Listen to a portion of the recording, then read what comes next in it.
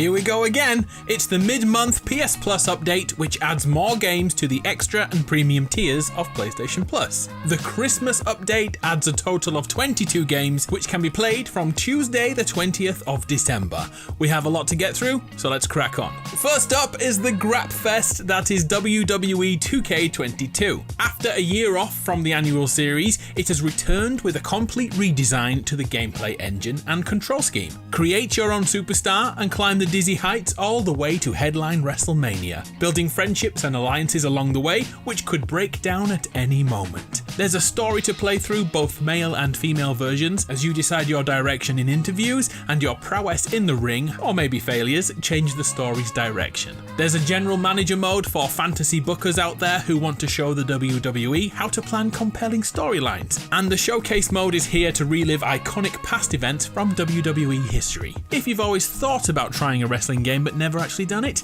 this is a good chance for you. How about an open-world first-person shooter from the world of Far Cry? Well, there's 3 of them in fact. First, we visit Hope County, USA in Far Cry 5. We are tasked with dethroning a preacher who has risen to prominence. Yet, the day we are sent to arrest him becomes the day the Doomsday Cult has foreseen. Joseph Seed's followers and family members inhabit different areas of Hope County, and we must go through them to stop Seed's plan. Expect set-piece action scenes with epic gunfights, or you could play stealthy and go unnoticed. Who am I kidding? Nobody plays Far Cry to be stealthy. We must build up a resistance to face Seed and his fanatics, allowing a buddy system to be used, such as asking a sniper to cover you from distance, or calling in a dog who'll fight alongside you. Co-op is available too. I do recommend playing Far Cry 5 in co-op. It's great.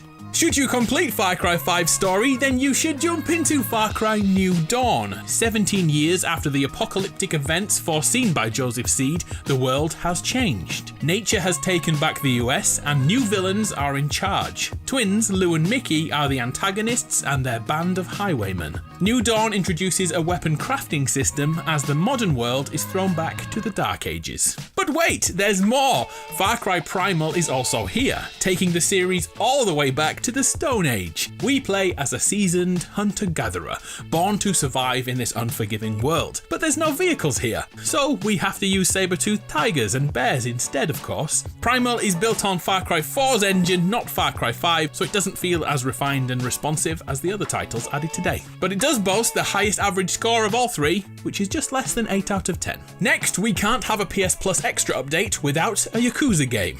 Well, there's 3 technically this time. First, Yakuza Like a Dragon, and don't worry if you're having a bout of deja vu right now. Like a Dragon was on PS Plus Essential only 4 months ago, and the defining difference between this and most other Yakuza games is the fighting system. It's turn-based. This allows the depth of options to shine through as you beat someone round the head with a snow leopard or a bowl of fruit. The options in this game are strange. The whole setup is coming out of prison 18 years after you were sent down, and must reintegrate with your Yakuza underworld. The second Yakuza game this month is Yakuza 6: The Song of Life, touted as the final installment of Kazuma Kiryu's story. The fighting system in here is fully free, no turn-based action here, and actually it's been simplified so much it's far easier to pick up and play than ever before. The story is about Kiryu's last criminal case to seek out a hit-and-run driver who took the life of a family member. As that unwinds, everything links back to previous games and the Japanese clans and underworld Yakuza bosses in the shadows. If that's too sad for you, don't worry, there's a cat cafe and you can sing karaoke whenever you like.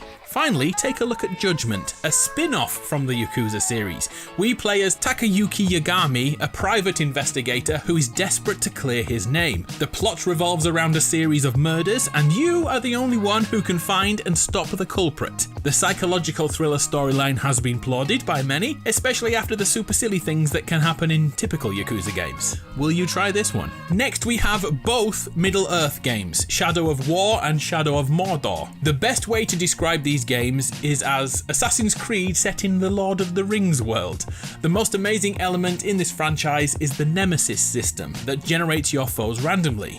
As each are faced, your relationship with them changes. They may be fearful of your legend. They may have heard about your weaknesses and changed the way they fight since the last time you met. This makes replaying the game so much fun, as those enemies will most certainly be different next time, with new personalities and new dialogue to discover. Chatting with Gollum while keeping away from the gaze of Lord Sauron may not be completely in keeping with the books, but it's a good time all the same. How about an RPG that is heavily inspired by the famous Bloodborne and Dark Souls franchises? Mortal Shell feels like an expansion to those worlds, with the same aesthetics and obtuse storytelling, and shamelessly runs with it. Battles are tense and require timing to succeed, or you'll get used to seeing the fail screen many times. If you like trials of will and high learning curves, Mortal Shell may be a good choice. If you don't like Soulsborne games, run away. Run away while you can. Another RPG which couldn't be more different is Adventure Time Pirates. Jake and Finn travel the world in their boat and take part in turn-based fights. The usual roles exist with tank, support and DPS, and you must learn the best combination to win. The voice actors are here from the TV show, making the world of Adventure Time more compelling,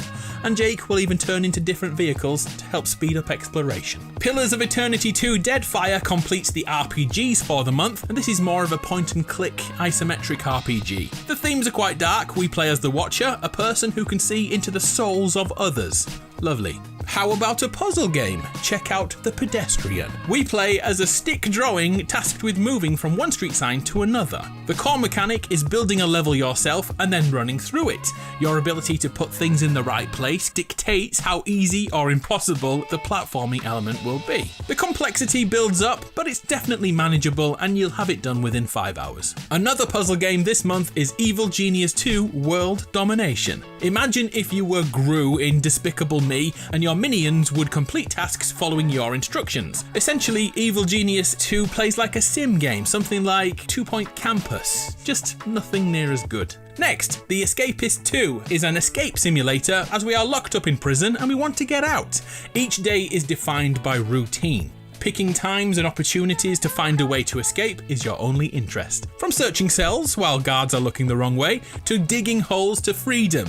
Get caught and that hole will be filled back in and you'll be back to square one. Worms W.M.D is a turn-based war simulator, but with worms. Everything is set on a flat 2D plane and each worm waits for their time to have 30 seconds to either fight or flee. With countless power-ups, it's a total blast with friends. The kids' games this month are Ben 10 Power Trip, in which we control Ben and his legion of incredible aliens, solving puzzles, collecting power-ups, and defeating anything that stands in your way. And Gigantosaurus the Game, a tie-in to the Disney TV show, part platformer, part racer. And now for those people who have PlayStation Plus Premium, here are your games for December 2022. Ridge Racer 2 on the PSP is the highlight. The iconic racer will be up-res to modern standards, and they've added a quick save and rewind feature for ease of use. My personal favourite game this month is Heavenly Sword, the PS3 game that tells the story of Naruko as she embarks on a quest of vengeance against attacking forces. Oddworld Abe's Exoddus is the PS1 title this month. We had the modern day remake last month, so now it's time to try the original. And look, there's one more, Pinball Heroes on the PSP.